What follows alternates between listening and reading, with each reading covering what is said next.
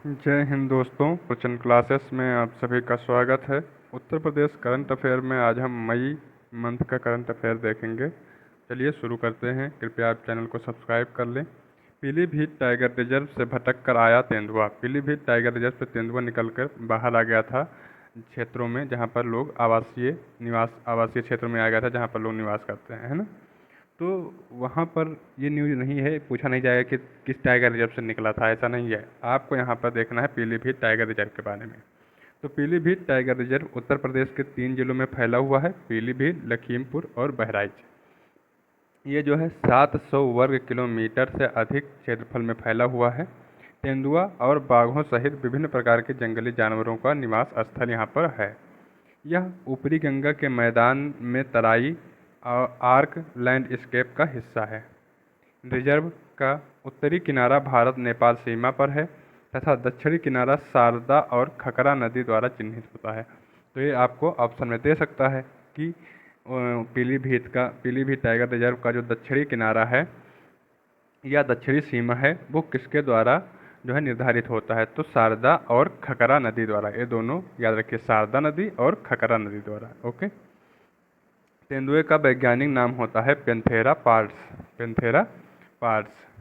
Melanistic तेंदुए को प्रायः ब्लैक पैंथर कहा जाता है। ठीक है। संरक्षण में इसे IUCN की रेड लिस्ट में सुभेद श्रेणी में रखा गया है, साइट्स की परिशिष्ट वन में रखा गया है और भारतीय वन्य जीव संरक्षण अधिनियम 1972 की अनुसूची वन में रखा गया है। ठीक है। उत्तर प्रदेश में साइबर पुलिस स्टेशन, तो cyber police station Uttar Pradesh के 75 सारे जिलों में स्थापित करने की घोषणा की है उत्तर प्रदेश सरकार ने। पहले ही 18 जिले, जो 18 मुख्यालय हैं उत्तर प्रदेश के मंडलों के जो मुख्यालय हैं, 18 मंडल हैं आप जानते हैं उत्तर प्रदेश में, तो 18 मंडल हैं जो वहाँ पर पहले से साइबर पुलिस स्टेशन हैं। अब जो बचे हुए 57 जिले हैं वहाँ पर साइबर पुलिस स्टेशन जो है स्थापित करेगी उत्तर प्रदेश गवर्नमेंट। ओके। ये जो है आदर्श आचार संहिता जो लगी हुई थी इलेक्शन के समय वो ख़त्म हुई है और अब चालू हो गए हैं लगना। ये जो है स्थापित करना शुरू कर दिया है गवर्नमेंट ने। यह चुनाव आदर्श आचार संहिता होती क्या है, MCC। तो ये जो है चुनाव आयोग के संविधान अनुच्छेद 324 के तहत दिए जाने वाले जनादेश को ध्यान में रखते हुए मदद करता है, जो उसे संसद और राज्य विधानमंडलों के लिए स्वतंत्र और निष्पक्ष चुनाव की निगरानी तथा संचालन करने की शक्ति देता है। MCC चुनाव कार्यक्रम की घोषणा की तारीख से शुरू होता है और परिणाम की घोषणा तारीख तक चालू रहता है। इसके बीच में सरकार न कोई लोक लुभावने वादे कर सकती है, मतलब वादे तो करती है सरकार, लेकिन इसके बीच में सरकार कोई वित्तीय अनुदान की घोषणा नहीं कर सकती है ना। न कोई भर्ती निकाल सकती है, न कोई, अगर भर्ती हो गई है तो उनकी ज्वाइनिंग करवा सकती है, लेकिन भर्ती इसके बीच में नहीं निकाल सकती कि नई भर्ती निकाल दिया कि कोई स्टेट में जैसे गवर्नमेंट है और उसका चुनाव होने को आ गया, डेट दे दिया, अब सरकार ने कहा कि हम 4 लाख पुलिस भर्ती निकाल रहे हैं या 5 लाख शिक्षक भर्ती निकाल रहे हैं। अब लड़के जो है कि अगर ये सरकार है, इसने घोषणा किया है, तो 9-10 लाख जो पोस्ट आ रही हैं, दूसरी सरकार अगर आ जाएगी तो वो जो है हमको ये भर्ती से वंचित कर देगी, तो लड़के उसी सरकार को वोट दे देंगे, है ना। तो ऐसे लोक लुभावने वादे, ऐसे लोक लुभावने जो पद होते हैं उनको उसी समय योजनाओं को नहीं लाया जा सकता। कुल मिला के योजनाएं नहीं लाई जा सकती हैं उस समय। ठीक है। तो ये ऐसे कुछ नियम इसमें बनाए गए हैं। IMS-BHU को अल्ट्रासाउंडिंग इकोकार्डियोग्राम मशीनें मिली। तो IMS-BHU को मिली हैं अभी तक जो है, इतना याद रखिए कि किसको मिली है, IMS-BHU को। स्ट्रीट वेंडर्स एक्ट 2014 लागू करना। तो स्ट्रीट वेंडर्स एक्ट 2014 को अब 2024 में 1 मई 2024 को इसको 1 साल पूरा हो गया है लागू हुए। ठीक है। यह वेंडिंग जोन में सभी मौजूदा विक्रेताओं को समायोजित करने और वेंडिंग प्रमाण पत्र VC जारी करने के लिए प्रतिबद्ध है। तो ये आप जानते हैं 2014 में लगी थी। स्ट्रीट वेंडर्स के लिए सरकार की और कुछ पहलें हैं। तो क्या है, स्वनिधि पहल। स्वनिधि योजना सरकार लेकर आई थी स्ट्रीट वेंडर्स के लिए, जिसके शहरी क्षेत्र में 50 लाख से अधिक स्ट्रीट वेंडर्स को लाभान्वित किया था सरकार ने इससे।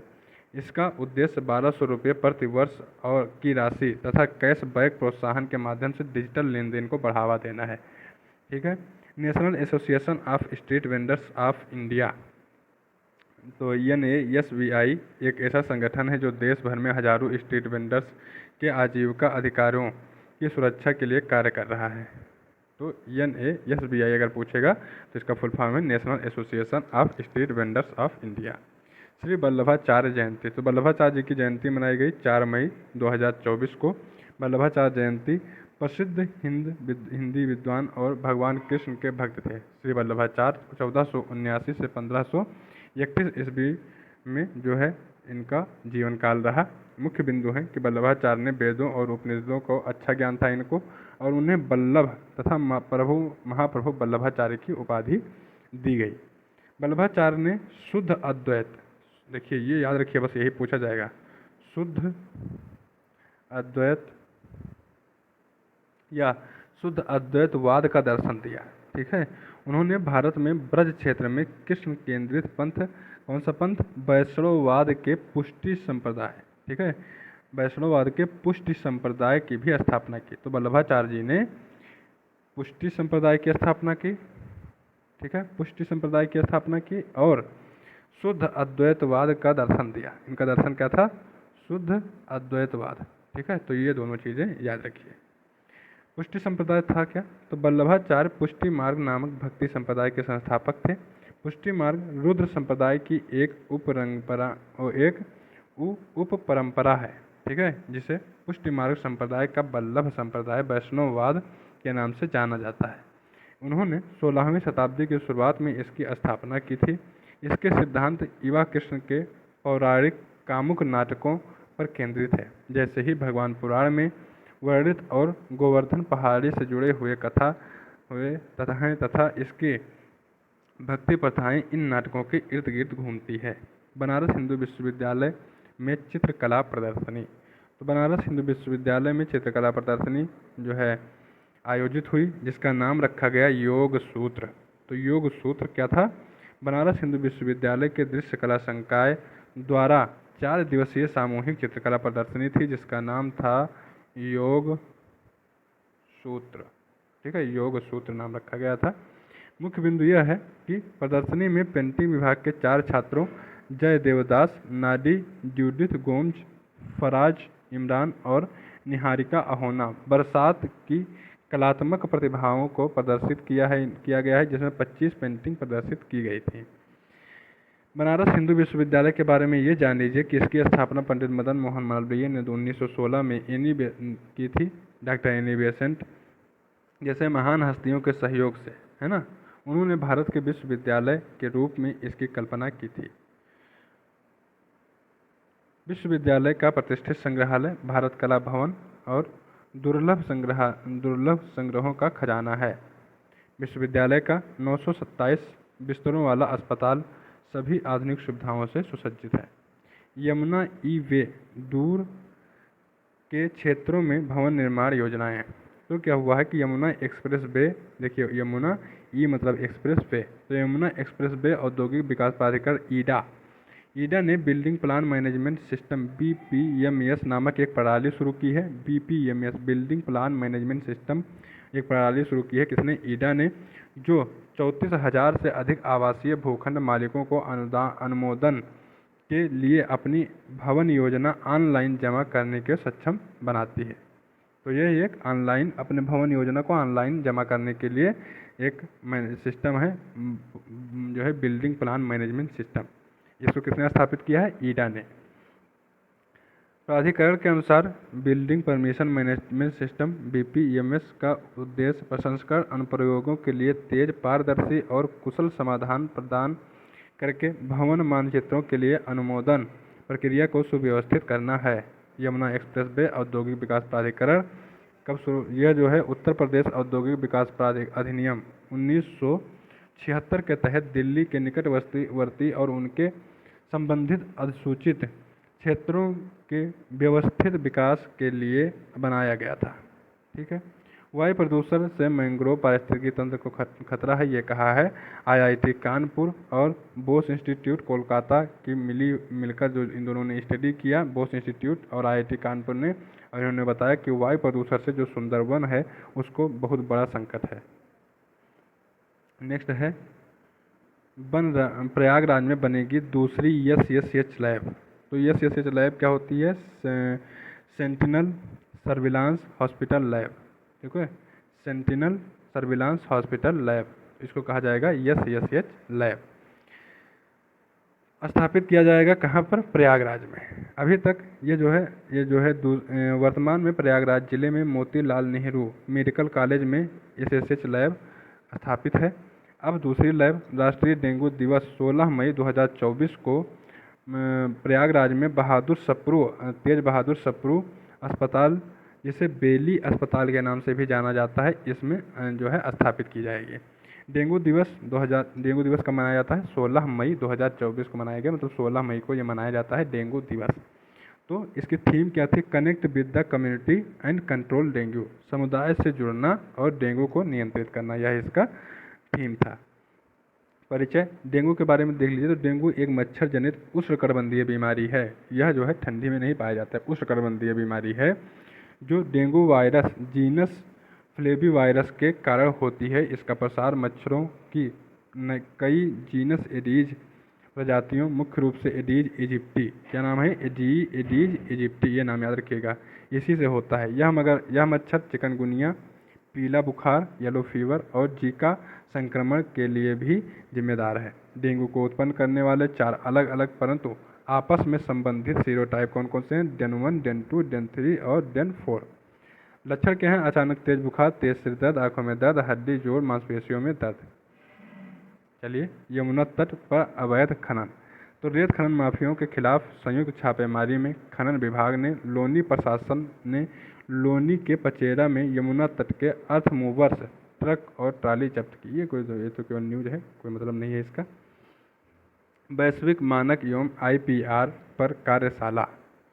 हाँ, तो यमुना का नाम यहाँ पर आया, तो यमुना के बारे में एक बार जानकारी देख लीजिए। पिछली क्लास में बताया भी था, लेकिन यहाँ भी देख लीजिए। यमुना का जो बेसिन है उत्तराखंड, हिमाचल प्रदेश, हरियाणा और दिल्ली में फैला हुआ है ना। यह उत्तर प्रदेश में संगम, मतलब गंगा में जहाँ मिलता है उसी को संगम कहा जाता है।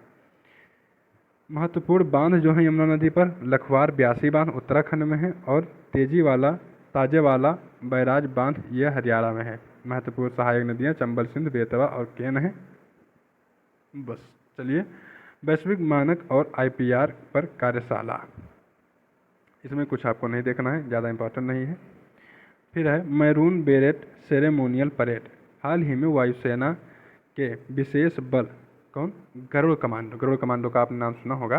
तो गरुड़ कमांडो के प्रशिक्षण सफल समापन को चिन्हित करने के लिए गरुड़ रेजिमेंटल ट्रेनिंग सेंटर, वायुसेना station, Chandipur Uttar Pradesh, Chandinagar Uttar Pradesh, maroon बेरेट ceremonial parade आयोजित किया गया। तो उत्तर प्रदेश में कहाँ पर आयोजित किया गया था यह सम्मेलन? चांदीनगर में। कहाँ पर? चांदीनगर में। ठीक है। गरुड़ कमांडो फोर्स भारतीय वायुसेना की विशेष बल इकाई है। इसका गठन फरवरी 2004 में किया गया था। इसमें वर्तमान में 1500 से अधिक कर्मी शामिल हैं। गरुड़ बलों को आपदाओं के दौरान महत्वपूर्ण वायुसेना अड्डों और प्रतिष्ठानों की सुरक्षा, खोज, बचाव और आपदा राहत कार्य सौंपा जाता है। वर्ष 2004 में संयुक्त राष्ट्र शांति अभियानों के हिस्से के रूप में गरुड़ को कांगो में तैनात किया गया था। उत्तर प्रदेश 4.0। उत्तर प्रदेश नोडल तकनीकी विश्वविद्यालय ने भविष्य के कार्य बल को आधुनिक उद्योग 4.0 संकल्पना के साथ संरेखित करने की दिशा में आर्टिफिशियल इंटेलिजेंस और क्लाउड कंप्यूटिंग प्रशिक्षण के लिए प्रौद्योगिकी प्रमुख इंटरनेशनल बिजनेस मशीन्स IBM के साथ में कारपोरेशन के साथ समझौता किया है। राज्य द्वारा एक जिला एक इंक्यूबेटर योजना पर जोर दिया जा रहा है। मुख्य बिंदु यह है कि भारत में AI निवेश वर्ष 2027 तक $5 बिलियन अमेरिकी डॉलर पहुंचने की उम्मीद है, जिसमें उत्तर प्रदेश सरकार का लक्ष्य रोजगार के और अवसरों को बढ़ावा देना है। स्वरोजगार को प्रोत्साहित करने और स्टार्टअप को विकास को बढ़ावा देने के लिए सरकार प्रतिबद्ध है। राज्य का अब्दुल कलाम तकनीकी विश्वविद्यालय AKTU ने 500 से अधिक संबद्ध कॉलेजों में ऐसे कार्यक्रमों को निःशुल्क और ऑनलाइन पाठ्यक्रमों के तहत जो है पढ़ाने के लिए IBM से समझौता ज्ञापित किया है।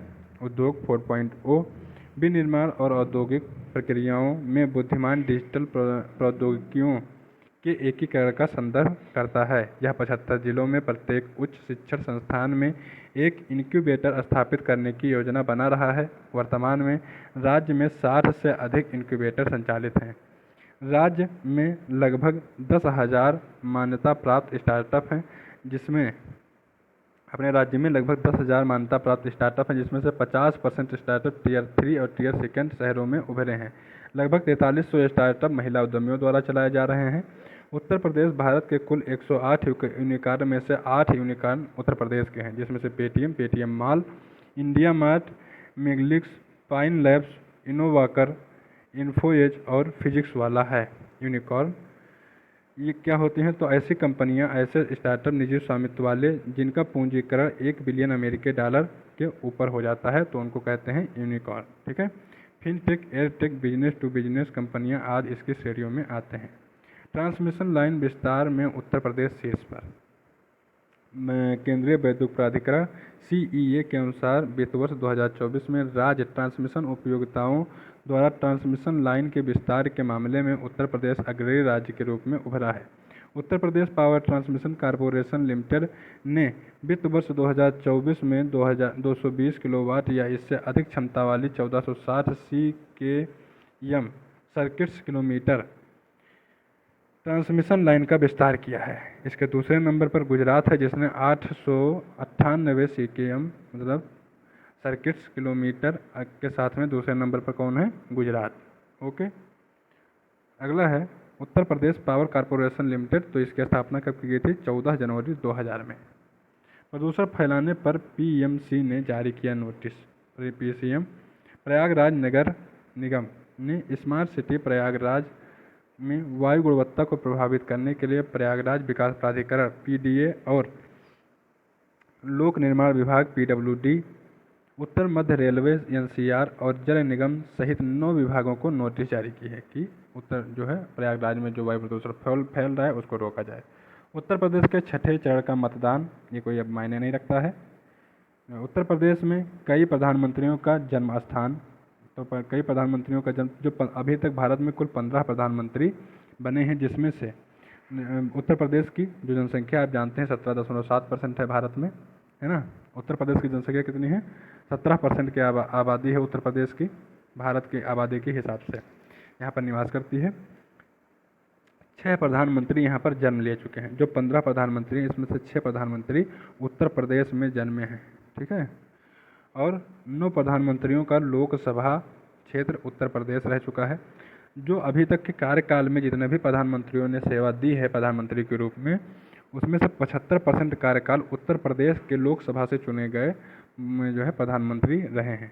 उत्तर प्रदेश नागरिक उड्डयन में निवेश हेतु तैयार है। तो सूत्रों के अनुसार उत्तर प्रदेश सरकार नागरिक उड्डयन क्षेत्र में $2 बिलियन अमेरिकी डॉलर लगभग 1600 करोड़ रुपये से अधिक के निवेश के लिए लक्ष्य बना रही है। विमानन प्रशिक्षण, विमान रख रखाव और एरो स्पोर्ट्स जैसी सहायक गतिविधियों को बढ़ावा देने के लिए यह जो है विस्तार किया जा रहा है। बस इतना इसमें इम्पोर्टेंट है कि राज्य ने हवाई पट्टियों और आधुनिकीकरण, भूमि अधिग्रहण और अन्य के लिए नागरिक उड्डयन बुनियादी ढांचे हेतु चालू वित्त वर्ष 2024-25 में लगभग 28,000 करोड़ रुपये बजट में आवंटन किया है। कितना? 28,000 करोड़ रुपये। ये याद रखिएगा आंकड़ा बस, और ज़्यादा याद रखने की ज़रूरत नहीं है। भाई इतना जानिए कि उत्तर प्रदेश में वित्त वर्ष 24 में यात्रियों की संख्या 20% बढ़ गई है। जो पहले यात्री अगर 100 यात्री जो है विमान से यात्रा करते थे, तो अब 120 यात्री विमान से यात्रा करने लगे हैं उत्तर प्रदेश के। निकासी इंक्यूबेशन स्लाइड ये कोई ज़्यादा इम्पोर्टेंट नहीं है। बस हमारा जो है करंट अफेयर पूरा होता है इस माह का। मिलेंगे दूसरे माह के करंट अफेयर के साथ में। अगर आपको ये सीरीज़ अच्छी लग रही हो तो आपसे निवेदन है कृपया चैनल को सब्सक्राइब करें और हमें हेल्प करें। ओके, मिलेंगे नए क्लास में। तब तक के लिए नमस्कार, धन्यवाद।